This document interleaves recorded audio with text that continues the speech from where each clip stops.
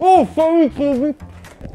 Oh, salut les Trilobites et bienvenue sur Jurassic Tube. J'ai enfin le nom de ma chaîne, par contre j'ai toujours pas le nom des rubriques, mais c'est pas grave, on va faire sans.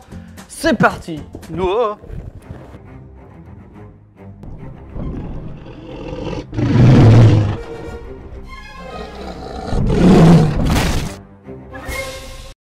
Et aujourd'hui, on va parler de dinosaures que vous connaissez peut-être. Ils sont rapides, ils sont vicieux, ils ont un regard de tueur. Et des putains de couteaux à viande à la place des griffes.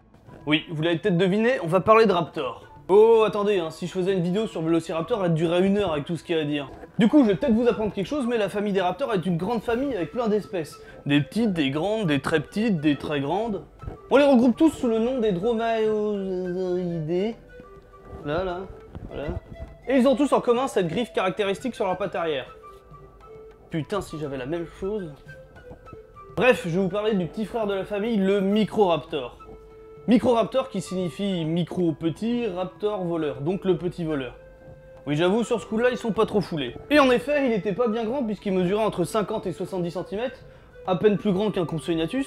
Et comme vous pouvez le deviner, c'était pas un grand prédateur. Il se nourrissait de lézards, d'insectes et d'autres petits animaux qu'il chassait sur terre, mais aussi dans les arbres. Ses cousins plus grands devaient se servir de cette griffe pour chasser leur proie, lui il s'en servait plutôt pour grimper aux arbres.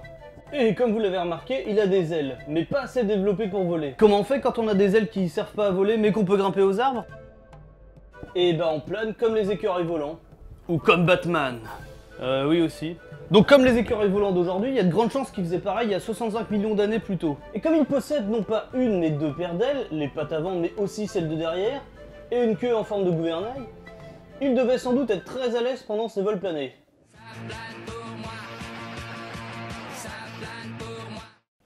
Des paléontologues ont retrouvé des pigments fossiles qui ont permis de définir qu'il était de couleur noire avec des reflets bleutés. Donc en gros, le Microraptor était un gros corbeau avec 4 ailes et une tête de lézard. Bravo Dame Nature. Bon, niveau film et jeux vidéo, c'est un peu le néant comme il a été découvert il y a peu de temps. Par contre, j'ai trouvé la vidéo d'un mec qui avait fait un Microraptor télécommandé. Et il est possible qu'il apparaisse dans le jeu Ark un jour.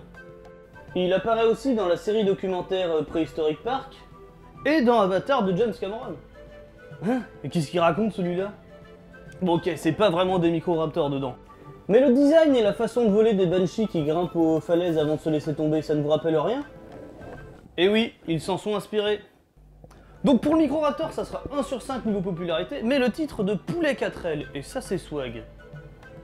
Donc voilà, c'était le deuxième numéro, il devait être un peu plus chiant que le premier, mais je voulais absolument parler d'un dinosaure peu connu. Du coup, pour chercher des vidéos et des informations, c'était un peu plus compliqué. Et vous voudriez quoi dans la troisième vidéo? Merci au forum d'entraide youtubeurs pour m'avoir fait apparaître dans leurs vidéos. Ah, j'ai aussi fait un Facebook, donc si ça vous intéresse, je vous mets le lien ici. Et en attendant, à la prochaine!